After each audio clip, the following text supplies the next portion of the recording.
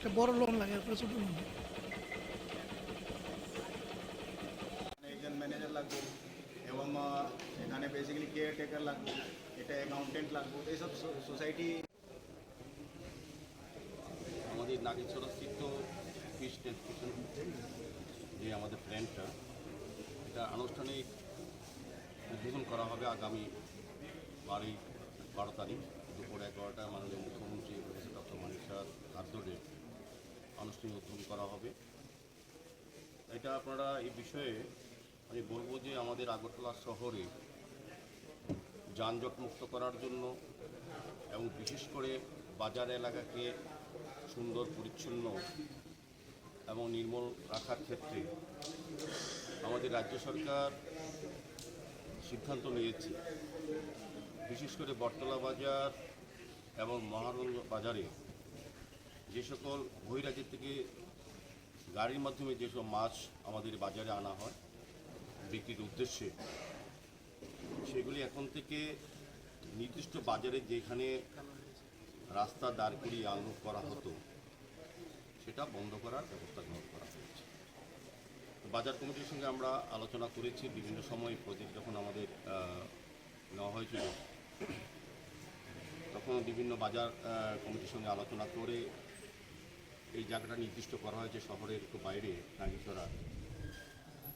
এই কারণে যে বড় বড় গাড়িগুলি যখন মাছ নিয়ে আসে, বিশেষ করে অন্ধ্রপ্রদেশের মাছগুলি যখন বাজারে ঢোকে, সব বাজারগুলি আগরতলা শহরে যানজট হয়ে যায় আর রাস্তার ধারে দাঁড় করিয়ে এগুলি আনলোড করা হয় অনেকক্ষণ সময় ধরে, অনেক ক্ষেত্রে 2-3 দিন ধরে। বটতলা বাজারে আমরা দেখেছি এবং মহারাজগঞ্জ বাজারে যে রাস্তার মধ্যে দাঁড়িয়ে থাকে গাড়িগুলি, সেক্ষেত্রে যানজট তৈরি হওয়া, মানুষের চলাচলের বিঘ্ন ঘটে। সমস্ত দিক চিন্তা করে আমাদের সরকার সিদ্ধান্ত নিয়েছে না, এগুলি আগরতলার বাজারগুলি সংলগ্ন কাছাকাছি। আমাদের এখান থেকে আজকে নাগেশ্বরা যেটা করা হয়েছে এটা কিন্তু খুব দূর নয় বাজার থেকে। এটা বাইপাসে আমাদের বোধহয় এটা কত কিলোমিটার হচ্ছে, এটা 1.2। তো বাইপাসে যে গাড়িগুলি শহরে ঢোকে সেগুলি আর ঢোকার প্রয়োজন নেই, এখানে চলে আসবে। সেখান থেকে ছোটো ছোটো গাড়ি করে বিভিন্ন বাজারে মাছগুলি যাবে। সেক্ষেত্রে আমাদের সরকার প্রায় 3.5 কোটি টাকা খরচ করে এই ব্যবস্থাপনা করেছে। এখানে দেখেছেন আপনারা, এটা অতি বলবো খুব সুন্দর। এবং যারা মাছ নিয়ে আসবেন বিভিন্ন বহিরাজ্য থেকে, তাদের থাকার ব্যবস্থা আছে এখানে, তাদের খাওয়ার ব্যবস্থা এখানে আছে, তাদেরকে সমস্ত নিরাপত্তা দেওয়া গাড়িগুলি থাকবে। এবং আমাদের সিসি ক্যামেরা লাগানো হয়েছে। আমাদের এখানে যারা গার্ড থাকবে, চারদিকে বাউন্ডারি আছে, একদম সুরক্ষিতভাবে গাড়িগুলি থাকবে। এবং যারা ড্রাইভার বা সহকারী যারা আসবেন এই গাড়ির সঙ্গে, তারাও কিন্তু এখানে নিরাপদে এবং ভালোভাবে থাকতে পারবে। এখানে আমাদের রাজ্য সরকার থেকে সোসাইটি তৈরি করে দেওয়া হয়েছে। সোসাইটির মধ্যে আমাদের আগরতলা কর্পোরেশনের কর্পোরেটররা আছেন, এমআইসি মেম্বাররা আছেন, এই এলাকার যারা নির্বাচিত প্রতিনিধি, আমাদের গ্রাম প্রধান, উপপ্রধান এবং পঞ্চায়েত সমিতির মেম্বার আছেন। সার্বিকভাবে লোকাল লোকের সঙ্গে কথা বলে লোকাল লোক দিয়ে আমরা পরিচালনা করার চেষ্টা করবো যাতে সুন্দরভাবে ভালোভাবে চলে। তো আমাদের উদ্দেশ্য একটাই হচ্ছে শহরকে সুন্দর এবং পরিচ্ছন্ন রাখা, পাশাপাশি যানজট মুক্ত করা। এখানে যে ব্যবস্থাপনা আছে আপনারা ঘুরে দেখেছেন। আমার মনে হয় যারা বহিরাজ্য থেকে আসবে এই গাড়ির সঙ্গে, যারা ড্রাইভার বা সহযোগী, তাদের সম্পূর্ণ সুবন্দোবস্ত আছে এখানে রাখার। এবং এখান থেকে গাড়ি করে আগরতলা শহরে বিভিন্ন বাজারে মাছ নেওয়া যাবে। সেক্ষেত্রে সমস্ত ব্যবস্থাপনা সোসাইটির মাধ্যমে চলবে, সোসাইটি সবটা করবে। এখানে রাস্তাটা আমরা অনেকটা রেডি করে দেওয়া হয়েছে এই রাস্তাটা। এবং আমাদের সরকার, আমাদের পৌর নিগম এবং আরডি ডিপার্টমেন্ট এই কাজগুলি করছে। তো আমার মনে হয় সার্বিকভাবে আমরা প্রথমবার এই রাজ্যে প্রথম এই ধরনের একটা ব্যবস্থাপনা আমরা শুরু করতে যাচ্ছি।